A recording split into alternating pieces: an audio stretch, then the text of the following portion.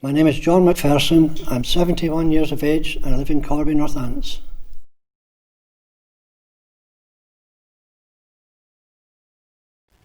I was born in Fort William in the Highlands, Scottish Highlands. My home was, I could look out every morning and see the highest mountain in UK, Ben Nevis.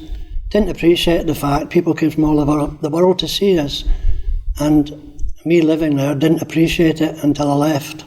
And I left Fort William at the age of 10 years to come to Corby with my family for employment's sake. I did return several years after as a young lad, a young man, looking for old school friends. And they'd done the same thing as we all did in these days, move from the area. People were going to the Hudson Bay in Canada, they'd gone to New Zealand, Australia. And when I walked down my local high street looking for people I knew in my childhood, I couldn't find anybody because they're all gone. I was a stranger in my hometown. And Corby's been good to us, really has. And I feel Corby's my home more than Fort William now. You know, that's my birthplace, but my heart and my home is here in Corby.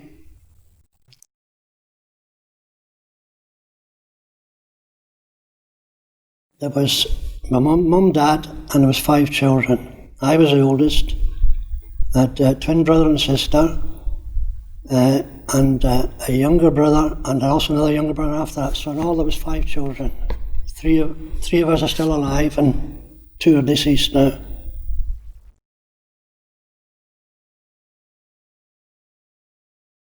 We used to play lots of games, you know.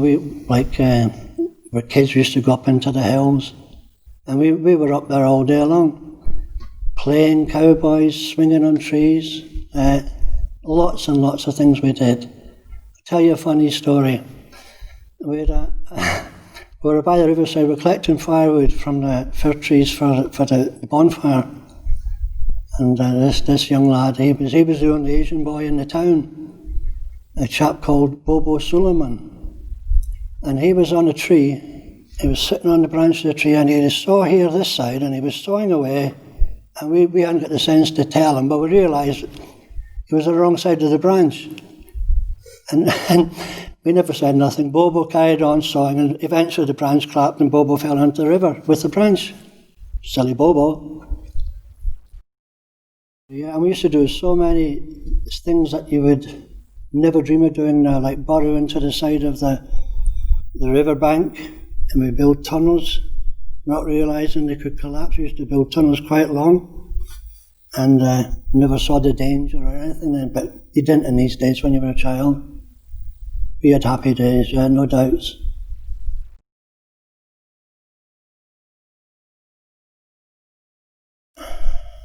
Life deals you your hand, I believe, right? You have your ups and downs, your good times, your bad times. I think the thing that brought it most to light was me in 2000. I took unwell, and they said I had tumours of the brain at the time, which was quite frightening.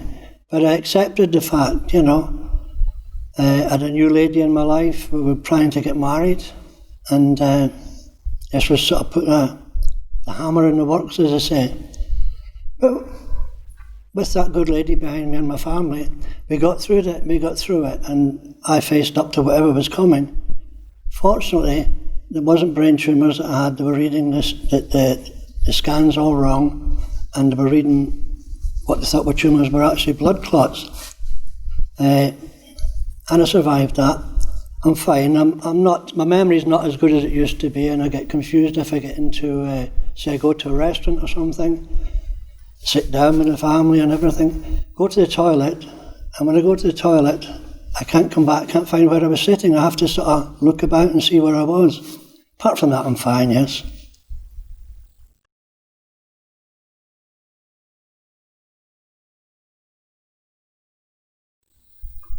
I think the world, it's 2018 now. I think the world's progressed an awful lot in many ways, and other ways it's going backwards. We can put people to the moon, we can do these things, but the world is starving, people are still starving. Why is that? They can find money to fund a war anywhere, anytime, but our hospitals are needing more funding. The world needs to be more united, come together. That's what I would like to see happen in the future, but I don't think it'll ever come.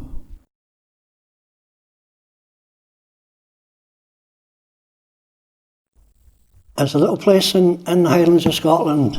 It's in Glencoe, actually, And if you go above the village of Glencoe, there is a place called the Lochan, and it's like a miniature Canada up there. It's absolutely beautiful, and spent many nice hours walking around there.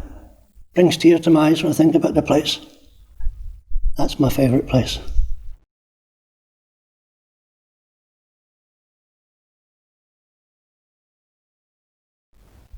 Technology, yes, I think it's a wonderful thing. It's truly amazing. Look at the equipment we've got here today. It's absolutely marvellous. You can go onto the phone, you can Skype somebody in the far corners of the world. That's great advantage. You can keep in touch with people far and wide. But it also has its drawbacks. Like if you go out somewhere and you see a family together. In my day, the family all talked around the table.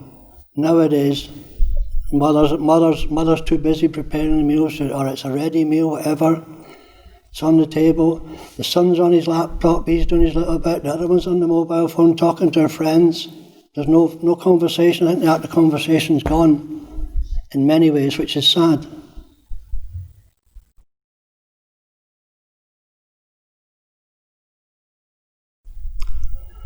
I have one child, one boy. He's 42 years of age now, and my second wife, who I love dearly, she introduced me to four of her children. So we brought up 5 children together. Yes, and they're all grown now. They're all grown and going their own way in life and doing well.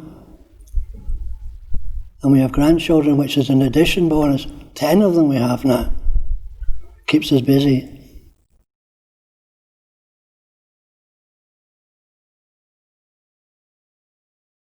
The children that we have brought up together have the same ethic as I have. I've instilled it in them, not forcefully but encouragingly. You can't have, the grass is always green on the other side. Yes, if you want something, you have to work for it. Although you can see that it's a consumer age now. People are having stuff and getting everything. I want this today. It's their following day, but they don't realise what it's going to cost. Everything has to be paid for in the end, and they run up big debts, and then that's when the trouble starts. So it's better to save for something than buy it. I believe so.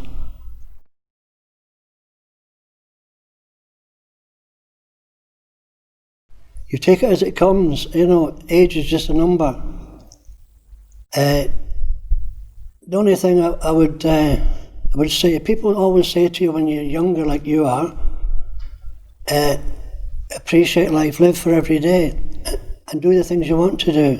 Because if you don't do them when you can, there'll be a time when you can't do it. But I have no regrets at all.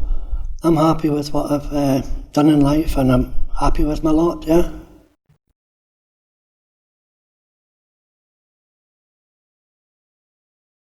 The advice I have for younger generation is to enjoy life, do all the things you want to do when you can and when you're able.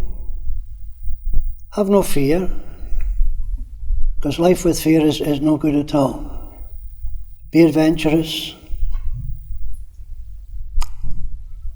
be tolerant with each other, because I find now that, especially with the day and age of the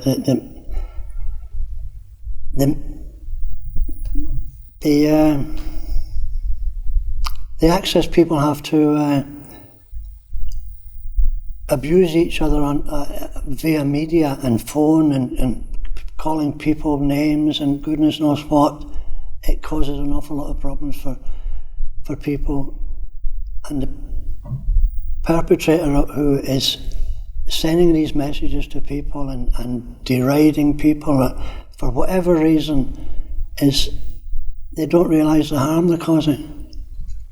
And if they took just one moment to step back and think of the damage they're doing to people, you know, words are beautiful things. Words can mean so much, but when they're hurtful words, it's not for me. It's not on. And as I say, just sit back and think before you send abusive messages or deride anybody for any reason at all. That's the lesson I would pass on.